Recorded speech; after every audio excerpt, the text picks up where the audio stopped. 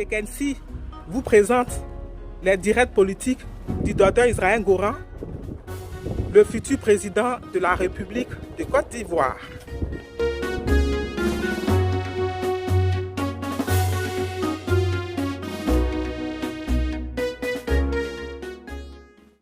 Ivoirois, mes frères, Ivoiriennes, mes sœurs, chers compatriotes, nous sommes à notre rendez-vous hebdomadaire dans l'émission Les Directs Politiques du docteur Israël Goran. Nous sommes à notre émission 2. Le thème que nous traitons aujourd'hui, c'est Alliance Bédié-Gbagbo. Quelle leçon? Quelle leçon? Alliance Bédié-Gbagbo, quelle leçon?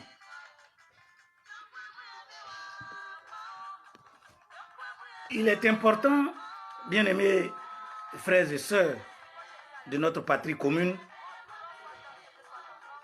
que nous éclairons le débat et la lanterne des Ivoiriens et du peuple de Côte d'Ivoire.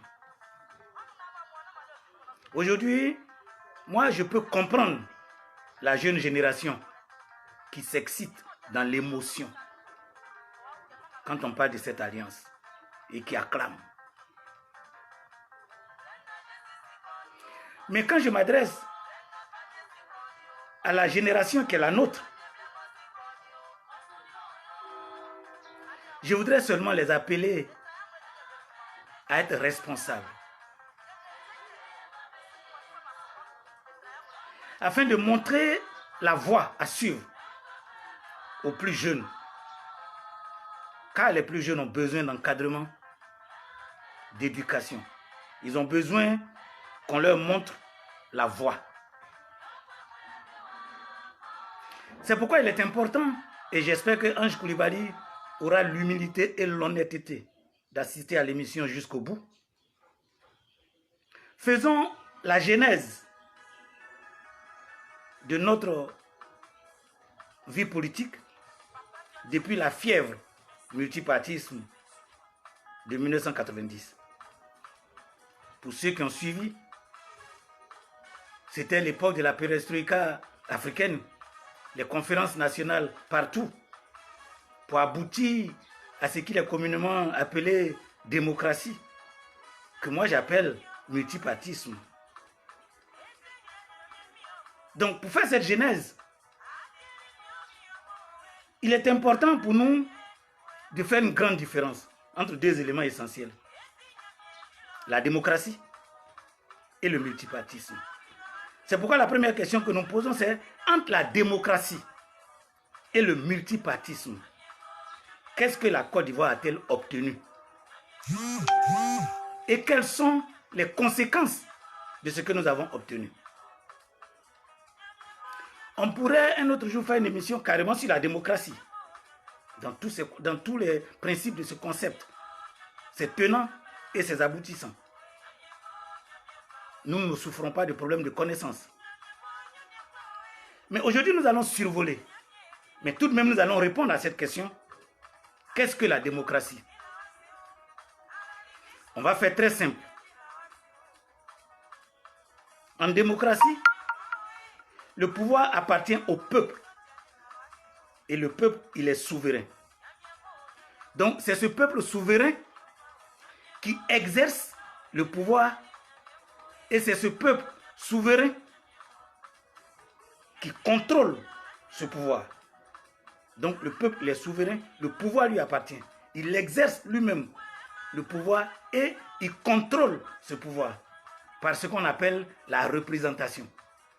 Si nous prenons notre patrie, un peuple d'environ 30 millions d'habitants, tout le monde ne peut pas être président. Donc en démocratie, on sait que le pouvoir appartient à tout le peuple. Mais le peuple va déléguer ses différents pouvoirs à des représentants. Mais cette démocratie, Ivoiriens mes frères, Ivoiriennes mes soeurs et chers compatriotes, a ses principes. L'on n'est pas souvent enseigné sur la démocratie. Et nous ne percevons que quelques petits pans qui fausse notre jugement. C'est d'ailleurs pourquoi, il y a quelque temps, je disais que la démocratie mal comprise est un poison pour les peuples. La démocratie mal comprise est un poison pour les peuples.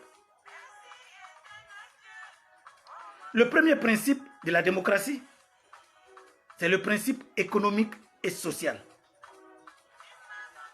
C'est ici que nous verrons le visage humain de la démocratie en train de penser aux besoins de l'homme. Ensuite, il y a le principe des libertés individuelles et collectives. Le principe des libertés individuelles et collectives. Il y a le principe de la séparation des pouvoirs. Il y a le pouvoir exécutif, représenté par le président de la République et son gouvernement. Il y a le pouvoir législatif, le pouvoir qui ordonne, qui établit les règles, c'est-à-dire la vraie représentation du peuple qu'on appelle le Parlement. Ce pouvoir-là, c'est représenté par les députés. Ensuite, il y a le pouvoir judiciaire, c'est-à-dire la justice, les droits de l'homme, tout ça représenté donc par la magistrature. Mais nous, dans notre quête d'une Côte d'Ivoire assise sur les vrais principes, nous voulions introduire un quatrième pouvoir que les gens négligent, c'est le pouvoir de la presse. Parce que dans un pays, il faut orienter la communication du pays. Et donc, la presse ne peut pas être abandonnée.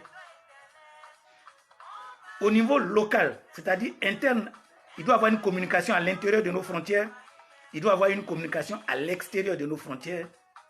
Et ce pouvoir-là doit être détenu par le peuple, et le peuple doit être capable d'avoir une bonne représentation à ce niveau-là, pour qu'il y ait une bonne déontologie de ce métier. Donc, voici les principes. Et pour que ces principes puissent fonctionner, la démocratie a besoin d'un fondement, ce que j'appelle le socle. Et le socle de la démocratie, c'est la maturité du peuple, c'est la probité du peuple. Quand nous parlons de probité, nous parlons de probité intellectuelle, nous parlons de probité morale. Quand nous parlons de maturité, nous parlons d'un peuple mûr, capable d'obéir à ses propres lois, capable de savoir quand s'arrêter et comment continuer. Le socle, c'est la constitution, qui du reste doit être inviolable. C'est-à-dire qu'il n'y a pas d'individu au-dessus de la constitution de la République de Côte d'Ivoire. Tout le monde doit se plier. C'est ça la démocratie. Ensuite, il y a les institutions, qui doivent être des institutions fortes, dépendantes du peuple souverain, capables de jouer leur rôle d'arbitre. Parce que le rôle des institutions, c'est ça. Jouer le rôle d'arbitre. Donc, voici les principes de la démocratie. Et lorsque nous regardons, à un moment donné, vous allez voir tout à l'heure, nous allons parler du multipartisme. Le multipartisme fait partie de ce que dans la démocratie, on appelle le renouvellement. C'est-à-dire, il y a une consultation régulière où on autorise au peuple de renouveler la classe dirigeante. Et c'est là que tout le monde voudra participer. Chacun va créer son parti. Est-ce que vous comprenez? Donc, le multipartisme est un des principes de la démocratie. C'est-à-dire ce qu'on appelle le principe électoral. Mais comme j'ai dit, on prendra soin de vous instruire, car notre but dans notre pédagogie est d'enseigner notre peuple. On vous enseignera sur la démocratie. Maintenant, la question qu'on avait posée, c'est entre la démocratie et le multipartisme, qu'avons-nous obtenu? Succinctement, j'ai défini la démocratie avec les libertés individuelles, le principe électoral, le renouvellement régulier et périodique. Vous comprenez? Le principe de l'éducation, le principe social, le principe économique, le principe des libertés individuelles et collectives. Mais qu'est-ce que le multipartisme? Il y a deux mots qui le composent, multi et parti. Ok? Donc, multi qui vient de multiple, qui veut dire beaucoup. Ce qui veut dire que dans un pays, il y a plusieurs partis politiques dans le pays. Chaque parti politique a normalement une solution à proposer pour le bien de la nation, pour le bien du pays et de sa nation. Parce que chaque parti politique se présente comme une solution. Je vous l'ai dit à plusieurs reprises, un acteur politique est celui qui a constaté un manque dans son pays. Il se propose donc comme solution à ce manque.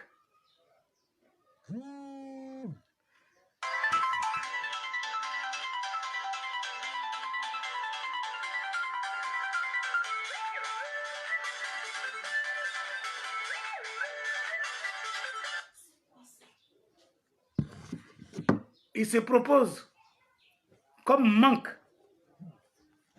Parce que vous êtes dans un pays où des éléments échappent forcément à ceux qui gouvernent. Vous êtes un œil qui constate qu'il y a des manques. Vous proposez à votre peuple, la solution que vous estimez meilleure. C'est pour ça que vous créez un parti politique. Donc, chaque parti politique est une solution au problème de la nation.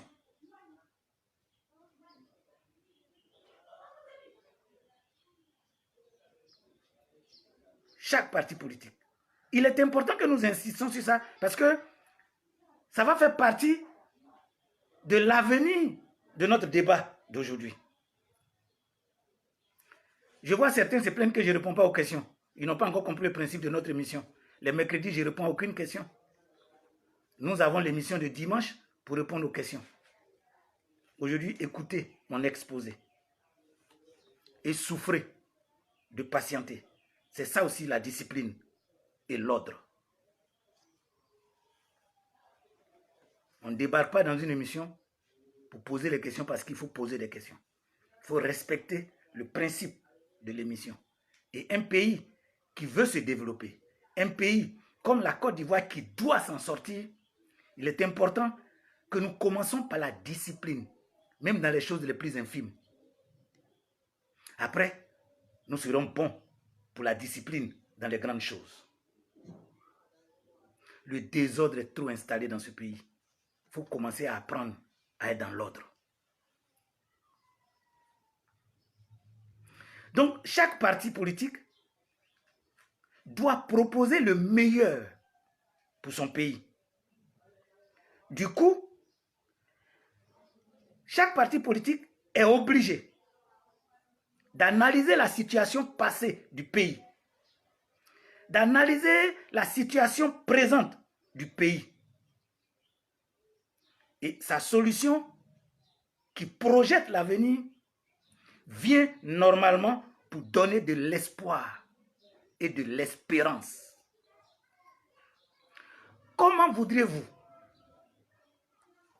que nous analysions l'histoire passée de la Côte d'Ivoire sans y associer le colon, sans y associer Félix Houphouët-Boigny, sans y associer le peuple ivoirois lui-même? Comment voudriez-vous que nous parlons du passé de la Côte d'Ivoire sans y associer Bédié, Gueye, Gbagbo? C'est un rêve de plaisantin que de croire que dans la vie politique d'un pays, on va ignorer ceux qui ont gouverné. Quand on parle du passé de ce pays sur lequel nous devons nous fonder pour projeter l'avenir, c'est de l'irresponsabilité de croire que nous allons les oublier. Bénissons Dieu si nous avons le courage de dire ce qu'ils ont fait de bien. Mais dans l'analyse première, ce n'est pas ce qu'ils ont fait de bien que nous recherchons. C'est le bien du pays que nous recherchons. Donc nous cherchons ce qui a mal été fait et qui a porté préjudice au pays. C'est ça l'analyse honnête et sérieuse. Après quoi, on peut les remercier pour ce qu'ils ont fait de bien. C'est comme nous ne pouvons pas parler de l'analyse présente du pays sans objectivement parler de celui qui gouverne. Pourquoi? Nous vivons sous son gouvernement. Nous analyserons sous son gouvernement. Et ensemble, nous allons nous projeter maintenant dans l'avenir. Et c'est le rôle de chaque parti politique de faire des analyses. Et un parti politique qui est objectif analysera le passé, le présent et proposera sa solution. Et le REVAS est un parti politique très sérieux. C'est pourquoi nous avons dit multipartisme et démocratie. Qu'est-ce que la Côte d'Ivoire a obtenu? Donc, chaque parti politique étant une solution projetée, en réalité, le multipartisme est vu comme la course au pouvoir. Parce que chaque parti politique propose sa solution, vient solliciter le suffrage du peuple, espérant gagner et gouverner selon sa solution. Ça veut dire qu'en réalité, chaque parti politique se croit meilleur que l'autre. C'est la saine émulation, logiquement. C'est pourquoi nous devons dire, regardez d'où nous sommes partis et constatons ensemble où nous sommes arrivés. J'ai la solution meilleure pour nous projeter dans un meilleur espoir, dans une meilleure espérance. Voici comment la vie politique fonctionne. Mais maintenant, vous voyez, comme chaque parti politique veut le pouvoir pour gouverner selon ses propres aspirations et ses solutions jugées meilleures par lui-même, quoi de plus normal? Nous allons avoir quelques conséquences donc. La première conséquence, c'est la course au pouvoir. Les partis politiques sont dans les hameaux, les réseaux sociaux sont dans les journaux, dans les pays où ils ont accès à la télévision, ils sont dans les télévisions en train de proposer le meilleur. Ce qu'ils appellent leur meilleur. C'est légitime. Donc c'est la course au pouvoir. Le drame, c'est qu'à un moment donné, la fin justifie les moyens. À partir de ce moment, la plupart du temps, nous sommes dans la délation, dans le mensonge et dans ce qu'on appelle l'opposition systématique et improductive. Donc, vous allez entendre des mensonges, vous allez entendre de la délation, vous allez entendre ce qu'on appelle l'opposition. Parce que chaque parti politique, se croyant meilleur, souvent même veut empêcher de gouverner, parce qu'il se dit c'est moi qui vais proposer le meilleur. Alors, il est hors de question de laisser celui qui est là gouverner et réussir, sinon qu'est-ce que je ferai? C'est là qu'on commence à parler d'opposition. Opposer, vous voyez, s'opposer, opposer, tête contre tête. Cela est-il nécessaire dans un pays? Je voudrais rassurer nos compatriotes ivoiriens que le REVAS n'est ni un parti d'opposition, ni un parti d'opposant. Il faut que vous oubliez cela à jamais. Au REVAS, là, il n'y a pas d'opposant. Le REVAS n'est pas un parti d'opposant. La question que je vous pose est à vous de répondre, je m'oppose à qui? Ou disons, je m'oppose à quoi? Pourquoi on m'appelle parti d'opposition? Je n'ai pas créé, avec d'autres Ivoiriens, un parti pour venir faire opposition. Opposition à quoi? Donc, nous ne sommes pas un parti d'opposants et nous ne sommes pas en train de créer un parti d'opposition. Nous créons un parti qui propose un espoir et une espérance à la Côte d'Ivoire. Nous leur proposons une meilleure solution. Il incombe au pays, donc au peuple, de nous accorder son suffrage ou non. Mais nous n'avons pas d'opposition à construire. Je vous expliquerai les raisons tout à l'heure.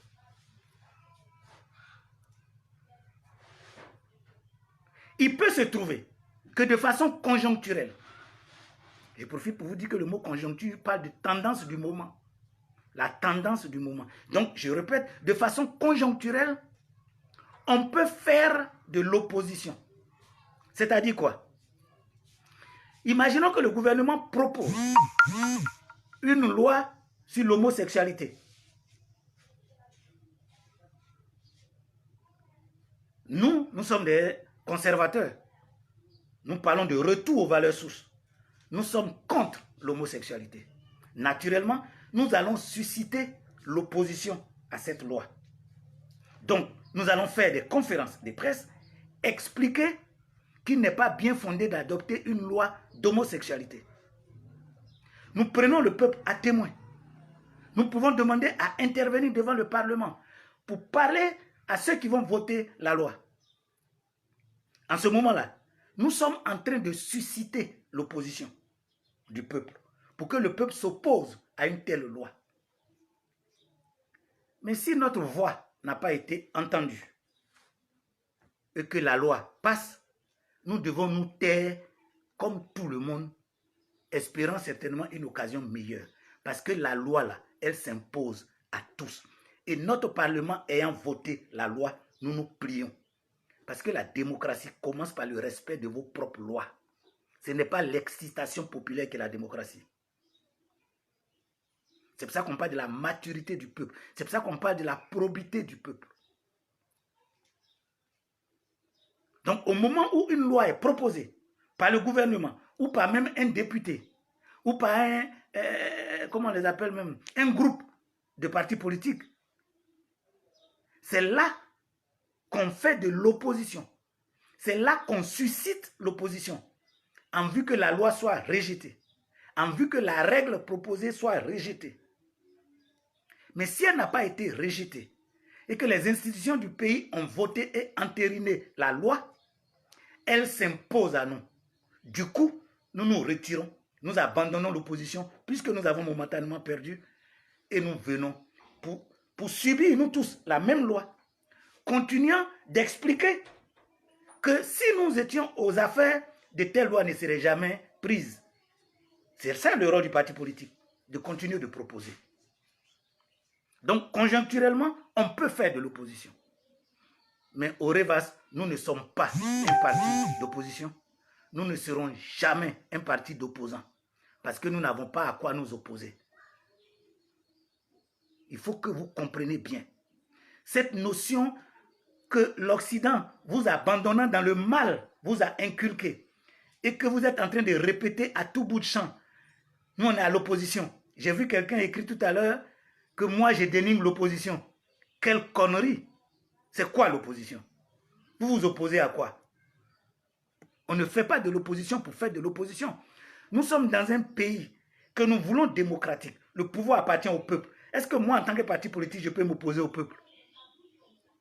Il y a des moments, quand le Parlement doit travailler sur un certain nombre de situations, je peux ouvrir les yeux du Parlement. Comme sur l'alliance Gbagbo-Bédié, je vais essayer tout de suite là d'ouvrir vos yeux. Vous pouvez comprendre, accepter. Vous pouvez ne pas comprendre. Mais chez nous, les Baoulés, on dit, bossi facié, yoyi combien yo. C'est-à-dire celui qui a la mémoire, c'est lui qui bénira le prophète demain. Parce que le prophète, lui, il crie. Mais le drame, c'est que souvent le prophète crie dans le désert. Les cœurs sont tellement emballés dans la fausseté. Les cœurs sont tellement emballés dans le mensonge, dans la corruption, que le prophète que je suis crie dans le désert. Mais quand on tombe tous dans le malheur, on se souvient toujours du prophète.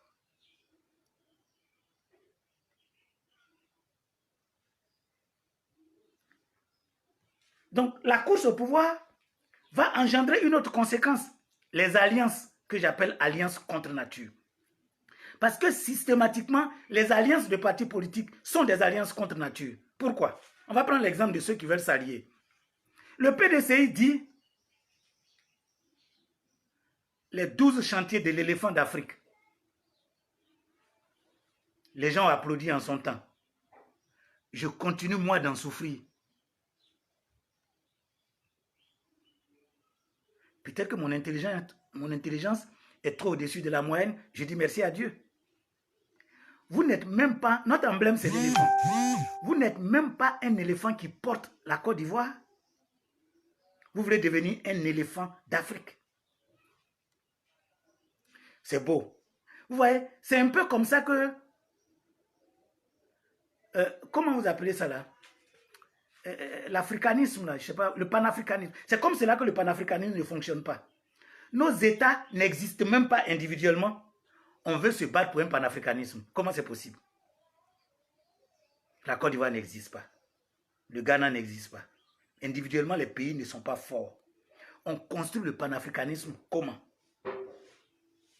C'est beau d'avoir le rêve du panafricanisme. C'est très beau d'avoir le rêve du panafricanisme. Mais c'est chaque pays qui apporte sa part pour construire le panafricanisme. Cela n'est possible que si chaque pays existe, si chaque pays a une identité. Ce sont nos différentes identités que nous allons fondre dans le panafricanisme. Donc vous ne pouvez pas parler de panafricanisme quand vous abandonnez vos propres pays aux mains du colon. Abandonnez vos discours panafricanistes pour l'instant. Revenons construire nos pays. Et quand les 52 ou 54, je ne sais plus exactement, pays africains se seront bâtis et forts, le panafricanisme s'imposera seul. La nécessité du marché commun va apparaître seule. La nécessité de déverrouiller les frontières va apparaître seule. Parce que dans chaque pays, on a réussi à se posséder. On a réussi à se nettoyer. On a réussi à calibrer notre sécurité. On a réussi à rendre notre économie forte. Si on fait sauter les verrous des frontières, cela ne peut pas nous envahir. Donc si on ne se construit pas individuellement chaque pays, abandonner le projet du panafricanisme. Ce ne seront que des idéologies farfelues après lesquelles on va courir sans y arriver. Et ce n'est pas aujourd'hui qu'on court. On n'est pas les premiers. Analysez ce que je vous dis. Le FPI dit refondation. En 2000, j'ai écrit à Laurent Gbagbo. Je lui ai dit que spirituellement, le mot refondation va se retourner contre la Côte d'Ivoire parce que refonder. Regardez-vous tous dans votre esprit, regardez votre immeuble que vous avez construit. Vous voulez refaire sa fondation. Cela revient à faire quoi? À casser l'ancien immeuble pour recreuser à des dimensions nouvelles avant de refaire la nouvelle fondation. Refonder, c'est détruire l'existant. J'ai écrit à Gbagbo. Je lui ai dit spirituellement, il s'engage à détruire la Côte d'Ivoire.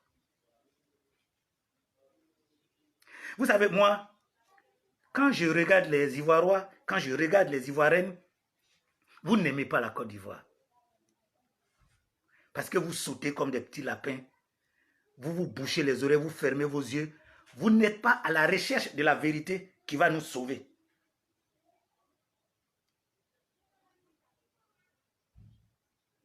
Refonder.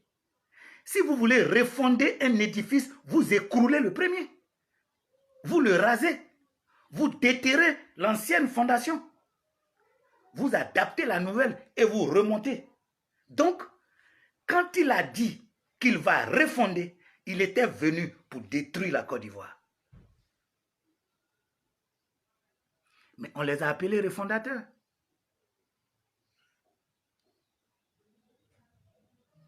Nous tous, on était là.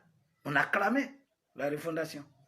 Parce que spirituellement, personne n'a compris ce qui s'est passé.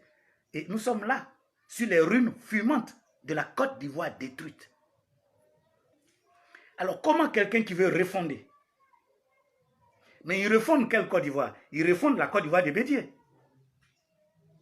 Gbagbo, c'est-à-dire le FPI, qui est encore dans sa doctrine de la refondation, veut refonder la Côte d'Ivoire de Bédié. C'est-à-dire qu'il veut détruire la Côte d'Ivoire de Bédié pour construire sa Côte d'Ivoire sur de nouvelles bases. Ok? Il s'associe à Bédié pourquoi? Et comment? Est-ce que objectivement ils peuvent se mettre ensemble, Ivoiriens, mes frères, chers compatriotes? La réponse est logiquement non.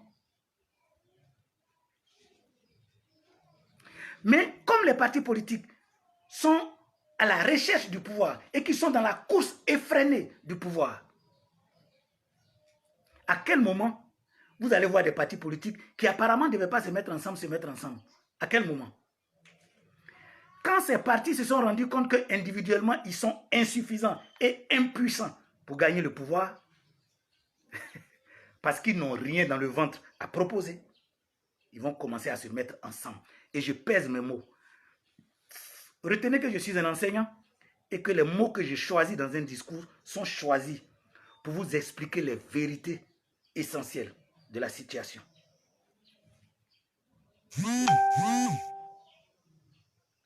Est-ce que le FPI a eu besoin du PDCI à un moment donné? Pourquoi maintenant?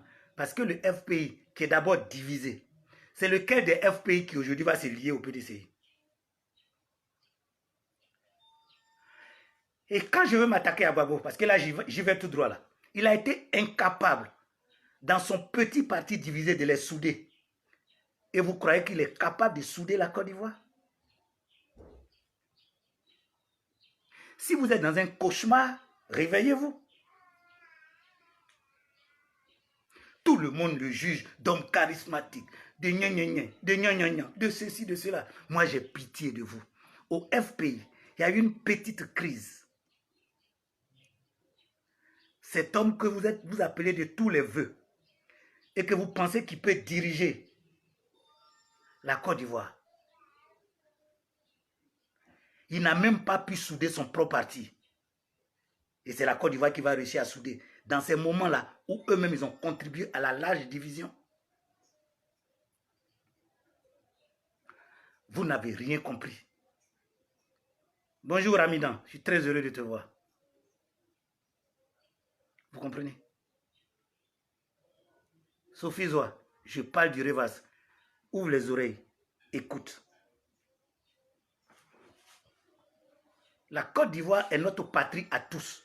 Il est hors de question de laisser quelques individus à cause de leur poche profonde détruire la Côte d'Ivoire.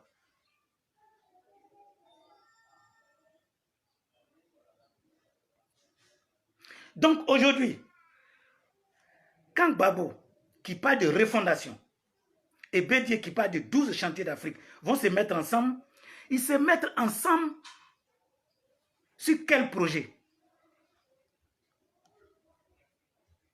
Ils se mettent ensemble sur quel projet? Parce que gouverner un pays, je l'ai dit tout à l'heure, on analyse la situation passée, on analyse la situation présente, on donne de l'espérance au peuple dans un projet ficelé. Le peuple a le temps d'analyser lui-même ce projet et de faire son choix. Mais le FPI est divisé. C'est lequel des FPI qui s'associe au PDCI, qui lui-même est boiteux et divisé? Ouvrez les yeux, mon peuple.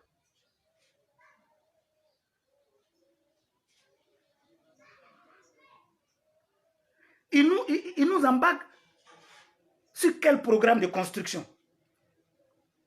Quel est le programme de construction de cette alliance Bédié-Gbagbo?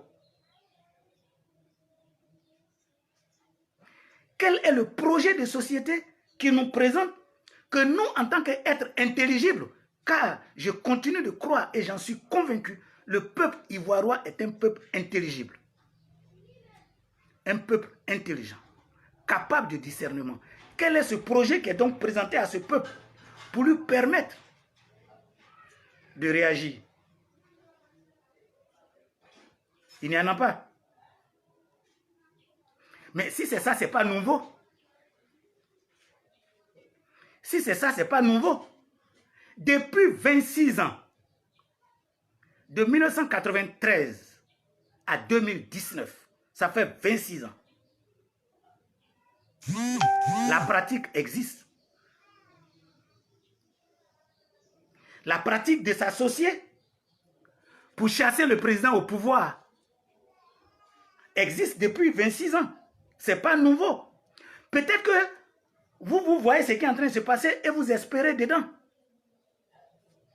Mais ce n'est pas nouveau.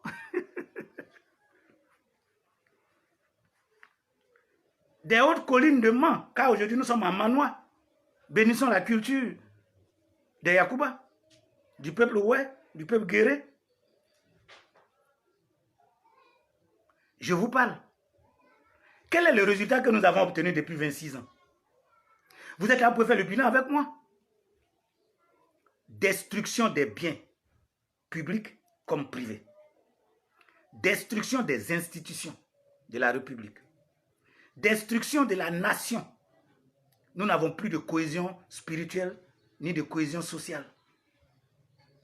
Ce que nous pouvons constater, c'est que depuis 26 ans d'alliances diverses, une insolente petite classe de haute bourgeoisie a été créée.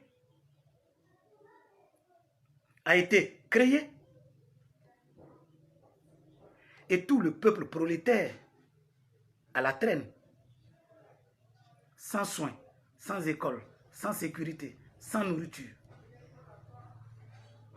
Mais pourtant, on l'a toujours vécu. Balou nan balou, permets-moi d'objecter ce que tu écris et je te prie d'ouvrir les yeux et les oreilles, mais surtout ton cœur, pour comprendre ma peine. Parce que le cri que tu émets est un cri que nous autres, nous avons entendu depuis 26 ans. Suis-moi bien. De 1993 à 1999, le cri, comme tu l'émets là, il faut enlever le nom Dramane et mettre à la place quel nom tu vas mettre. Tu vas mettre Bédié. Parce que Gbagbo était l'initiateur du Front républicain et il criait que Bédié dégage. Il criait que Bédié dégage. Le Front républicain de 1993 à 1999, Gbagbo, puisque c'est deux je parle, Gbagbo était l'initiateur du Front républicain. Il criait Bédié dégage. Ils ont fait croire à tout le monde que Bédié, en tant qu'individu, est le mal de la Côte d'Ivoire. Et que si jamais Bédié dégage, alors la Côte d'Ivoire irait mieux. Comme dit une amie très chère, on a été peut-être gaou, mais est-ce qu'il faut qu'on soit Nyata? Peut-être qu'on s'y est engagé. On est arrivé au coup d'État. Bédié est parti. De 2002 à 2018, il y a eu la création du RHDP. Quel était le slogan?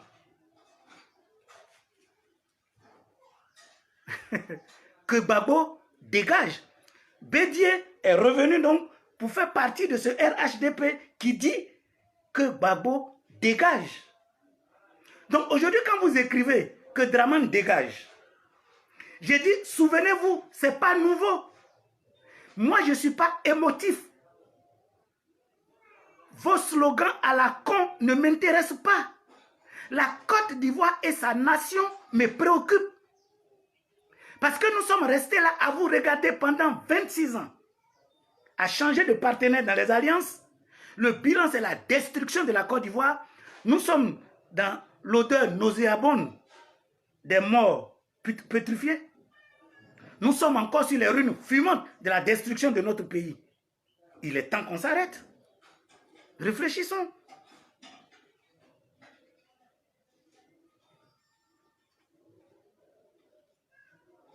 Réfléchissons.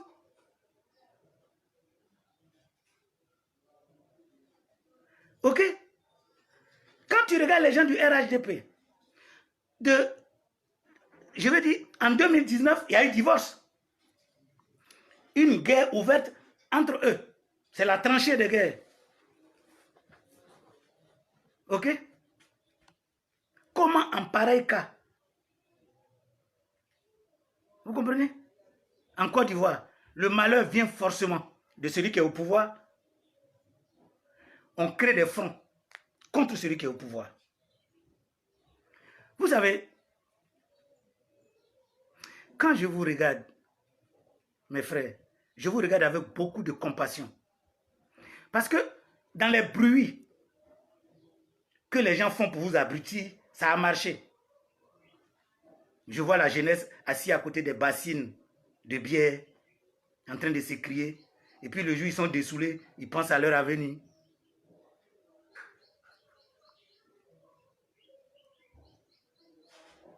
Vous comprenez? Les fronts là, pour chasser les gens là, c'est pas aujourd'hui ça a commencé. Il y a eu le front anti-Bédier. De 93 à 99. C'était un front anti-Bédier. Ça a produit le coup d'État et ce que ça a subi. La déstabilisation du pays a commencé là. 2000, 2011, il y a eu le front anti-Babo. Nous connaissons le drame de ce front. Est-ce que vous comprenez? Et aujourd'hui, vous voulez nous parler de quoi? D'un autre front, le front anti-ado. C'est ça? Mon problème ici n'est pas d'être supporter de ado ou d'être son supporter. Je suis devenu aujourd'hui un acteur majeur de la politique en Côte d'Ivoire. Mon discours est crédibilisé parce que j'endure pour mon pays. Donc, en tant qu'acteur politique majeur de cette nation, je suis conscient que les critiques vont fuser de partout. Les rumeurs vont venir de partout. Il a été acheté, il a été vendu. Je voudrais vous rappeler que je n'ai pas été libéré. J'ai été arrêté, condamné 12 mois. J'ai purgé ma peine et je suis sorti. Donc je n'ai passé aucun marché avec quiconque. Mais je vous laisse la petitesse des poubelles.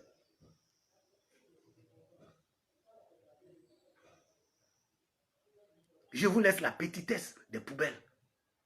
Mais c'est ça aussi l'acteur politique. Quand tu deviens un acteur politique majeur, souvent même tu n'as pas assez de gens qui te soutiennent. Mais dans la délation, tu as beaucoup de gens.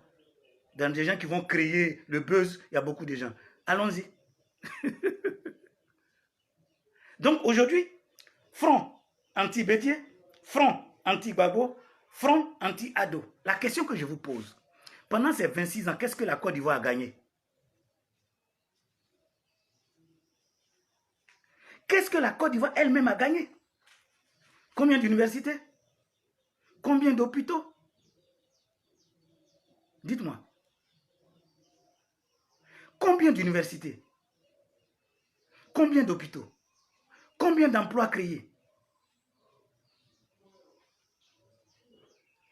Est-ce que les femmes vont au marché avec des seaux? Ne sont-ils pas passés des sachets bleus aux sachets noirs qui sont plus petits? L'Ivoirien mange combien de fois par jour aujourd'hui? Et puis je vais vous poser une autre question très importante. Parce que je déteste l'hypocrisie. Qui a fait l'appel de Daoukro? Parce que pendant que nous on parlait pour nous mettre en prison, Bédier était au golf avec Ouattara. Mais maintenant je vous repose la question. Qui a fait l'appel de Daoukro? Qui a fait l'appel de Daoukro? C'est Bédier. Ok, super. Je vous pose la question droit dans les yeux. Si Alassane lui avait laissé le pouvoir selon leurs accords, est-ce que vous aurez entendu Bédier parler?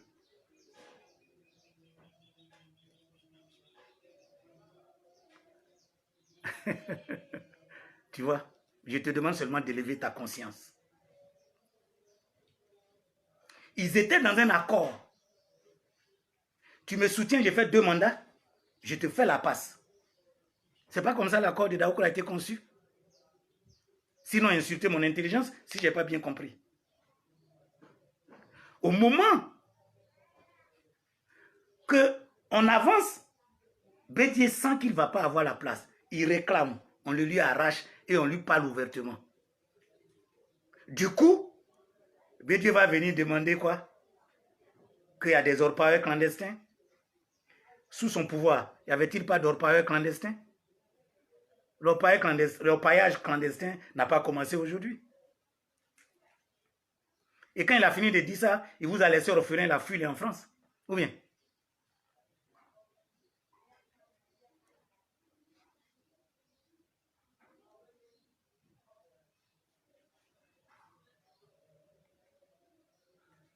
Est-ce que vous comprenez? Arrêtez ça.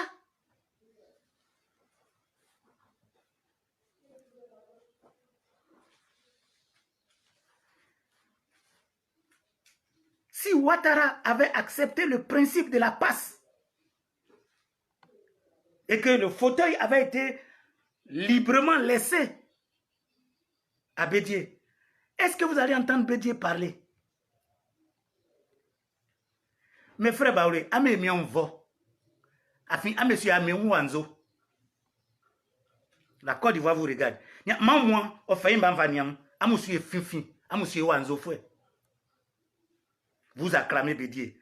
Il a fait quoi pour que vous l'acclamez? Cette histoire de PDCI, vous pensez que c'est une affaire de Baoulé? C'est une affaire de parti politique? Quiconque veut militer là-bas, ce n'est pas votre chose. Arrêtez de vous frapper la poitrine pour ce qui n'est pas.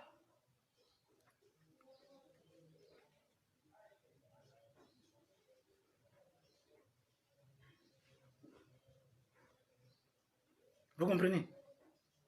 Moi, je suis conscient que si Alassane avait dit, Bédié, voici le pouvoir, et qu'ils avaient fait une cérémonie officielle, moi j'attends ma retraite pour partir, après c'est toi, et qu'il avait passé les consignes pour que Bédié soit élu, Bédié ne viendrait jamais vous parler de haut-parleur clandestin, il ne viendra jamais vous parler d'étrangers, il ne viendra jamais tenir un discours. Il a fui le pays après avoir raconté ça, vous laissant orphelin, et vous êtes assis ici, vous vous agitez.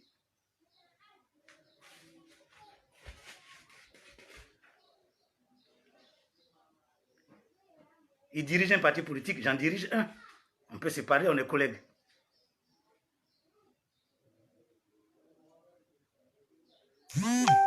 Peut-être que des gens savent se contenter dans l'hypocrisie de dire ma plaie me fait mal mais ne nettoyez pas, collez spaladrap dessus. Je refuse qu'on colle du spaladrap sur la plaie de la Côte d'Ivoire. Ça peut me coûter ce que ça peut coûter. Il faut bien mourir de quelque chose un jour. Mais je n'aurais pas vécu inutile. Parce que je vous pose toujours une question. Cher frère, tu es assis chez toi. Des bandits arrivent avec des armes. Et puis ils disent, sous la menace des armes, ils disent, écarte les jambes de ta femme, on va coucher avec elle. Tu as tellement peur de mourir que tu écartes les jambes de ta femme, ils couchent avec elle, et puis ils se lèvent, ils s'en vont. Tu deviens qui devant ta femme et tes enfants? Je ne suis pas un homme suicidaire. Mais si je suis incapable de dire ce que je suis en train de dire, il vaut mieux que je meure. Parce que si je n'ai pas des choses, j'ai au moins le verbe pour décrier. Puisque c'est ce que je peux faire. Je ne suis pas pour les armes. Je ne suis pas un criminel. Je suis contre les armes. Mais je suis profondément ancré dans la vérité. C'est pourquoi je parle du retour aux valeurs sources.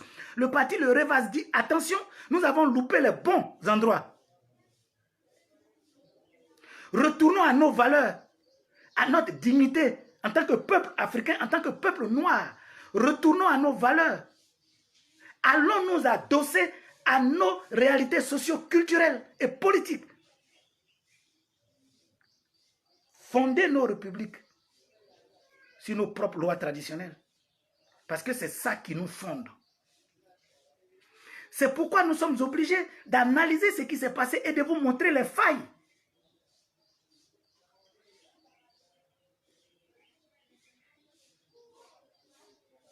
Et de vous montrer les failles. Moi, je vous dis la vérité, je suis toujours assis en Côte d'Ivoire. Ce n'est pas que je suis fort. Mais c'est ici que le pays se lutte. Ce n'est pas hors d'ici. C'est en Côte d'Ivoire ici, là, qu'on lutte le pays. Ce n'est pas hors de la Côte d'Ivoire.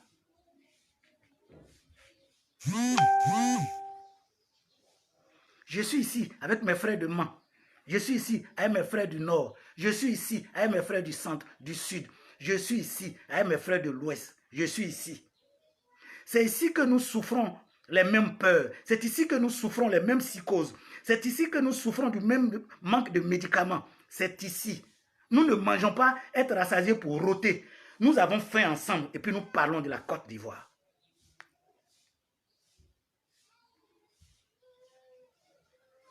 À partir de là, il y a combien d'Ivoiriens qui n'ont pas de passeport? C'est pour eux que nous nous battons. Parce que celui-là ne pourra jamais prendre l'avion pour fuir, ni même le train. Il ne sait même pas où se trouvent les gars. On veut que son lendemain soit meilleur, c'est tout.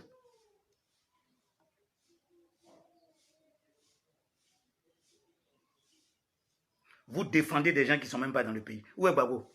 Si Gbagbo aimait tant la Côte d'Ivoire, c'est vous qui faites que je le charge.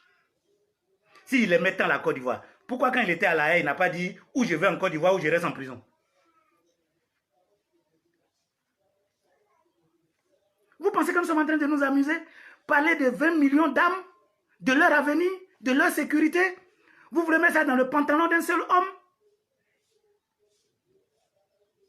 C'est vous, les probables, c'est vous qui nous poussez, les autres Ivoiriens, à le charger.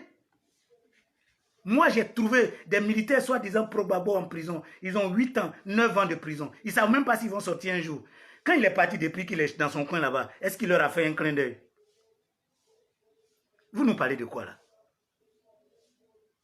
Moi, je vois pas, j'ai pas vu les clôtures de la prison. J'ai dormi dans une cellule. Ça légitime mon discours. Et je sais de quoi je parle.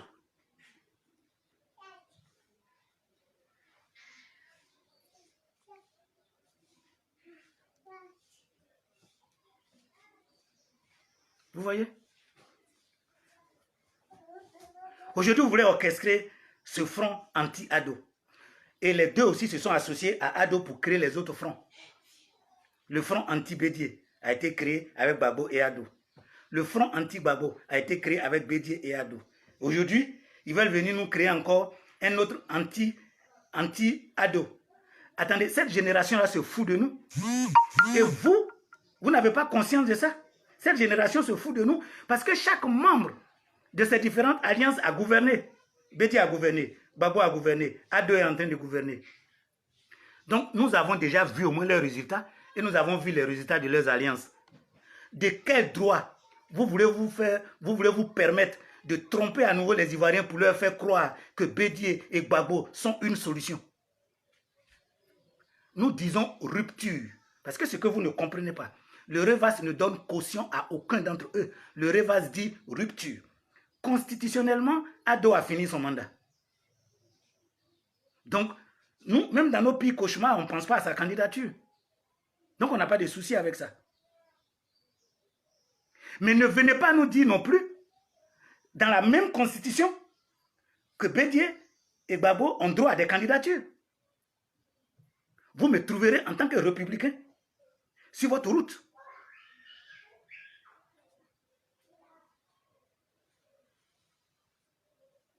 Vous comprenez?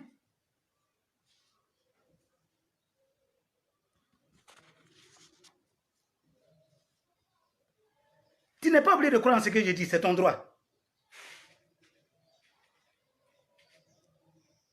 Tu comprends? Mais crois aujourd'hui, en 2019, quand nous avons vu Bédié, le biberon à la bouche, il était déjà dans les institutions internationales, jusqu'aujourd'hui. Même Daoukro n'a été construit que dans son accord avec Ouattara. J'ai servi à Daoukro. Moi, je ne suis pas arrêté dans un pays d'Europe pour parler. Hein. J'ai servi à Daoukro. J'ai pris ma voiture, j'ai roulé dans les rues de Daoukro. Le premier feu rouge, si vous voulez, à la limite, je vais dire ça a été fait par Ouattara à Daoukro. Pourtant, Bédié a été quoi tout ce temps? Président de l'Assemblée nationale, président lui-même de la République. Qu'a-t-il fait pour son propre petit pays là?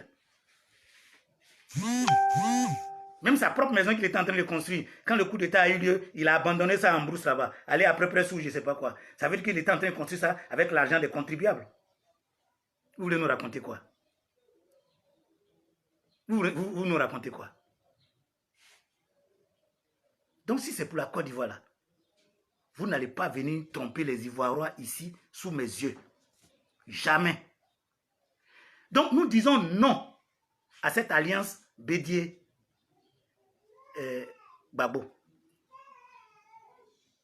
Nous disons non. nous prévenons le peuple d'abandonner ce projet. Et nous disons au peuple que la génération Alassane, Gbagbo et Bédié ont déjà gouverné dans des alliances diverses. Le résultat est là. Notre génération doit prendre la relève. Ce n'est pas avec les épées, ce n'est pas avec les machettes.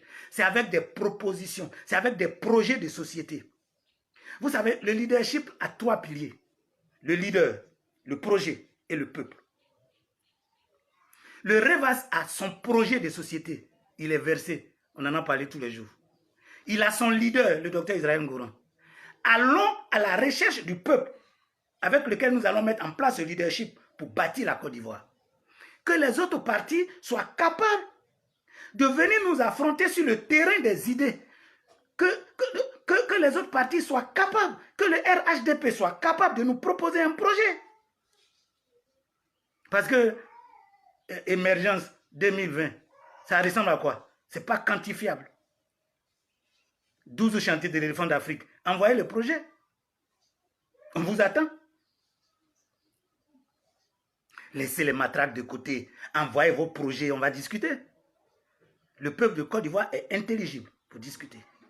Mais nous prenons toute la Côte d'Ivoire entière à témoin. Et nous disons que ne commettez pas la même erreur que vous avez commise depuis 26 ans. Dans des alliances bidons qui n'ont rien produit pour la casserole de l'Ivoirois. À partir de là, nous vous disons, réveillez-vous. Voici notre discours d'aujourd'hui. Les directs politiques du docteur Israël Ngouran. Le thème que nous vous avons servi aujourd'hui, c'est Alliance Bédié-Gbagbo. Quelle solution? C'est l'une des meilleures, c'est l'une des mauvaises trouvailles d'Afrique. Ne vous engagez pas sur cette voie, peuple de Côte d'Ivoire.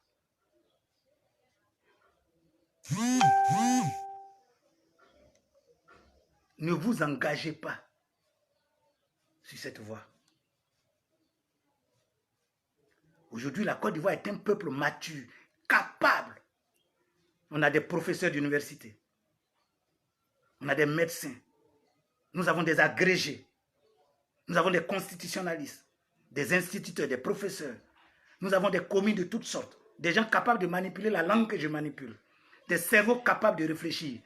Vous allez rester là, des gens pour leurs intérêts personnels et en fonction de la profondeur de leur poche qui arrive à leur cheville, vous allez les observer, les regarder détruire le pays. Chaque fois, les alliances vont aller se tisser en France pour vous emmener le résultat mauvais. Gbagbo est parti en France pour dire avalons le comprimé qui était amer. Ils sont allés créer le RHDP en France pour venir nous faire subir ce que nous avons subi. Aujourd'hui, ils vont aller créer quoi? En Belgique ou en France? Je ne sais pas. Qui se déplace pour qui se rencontre? J'ai vu sur les journaux que Bédié et Gbagbo sont en conclave à Paris. C'est Paris, Abidjan? Les enjeux de la Côte d'Ivoire se jouent hors d'ici. Les enjeux de la Côte d'Ivoire, ça se joue hors de la Côte d'Ivoire. On peut aller là-bas pour rencontrer nos frères et leur présenter des projets. C'est normal, puisqu'ils sont là-bas, il faut aller leur parler. Mais ce n'est pas là-bas on va aller décider. Hein? On peut prendre leurs conseils.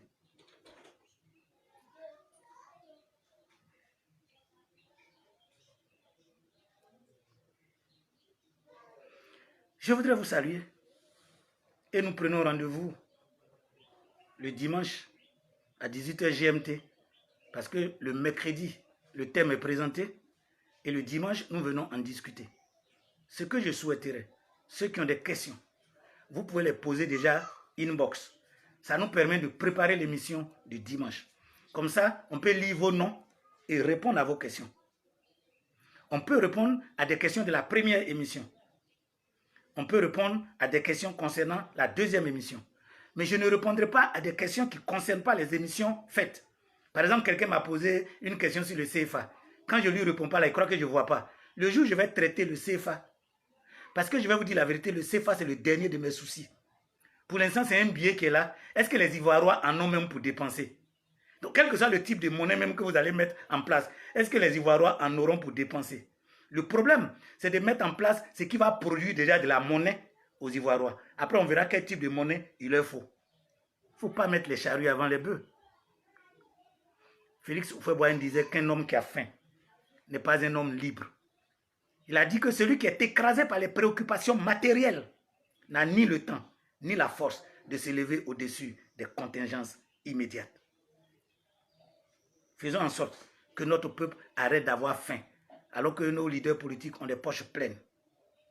Faisons en sorte que nos enfants trouvent à fréquenter, alors que les enfants de nos leaders politiques fréquentent dans des meilleures écoles en Europe, parce que l'argent du contribuable les aide à fréquenter là-bas. Alors que l'argent du contribuable qui lui est soutiré fait que nos enfants vont à l'école sans tapette. Voici de quoi il est question. Paix et joie à la Côte d'Ivoire. Je vous remercie.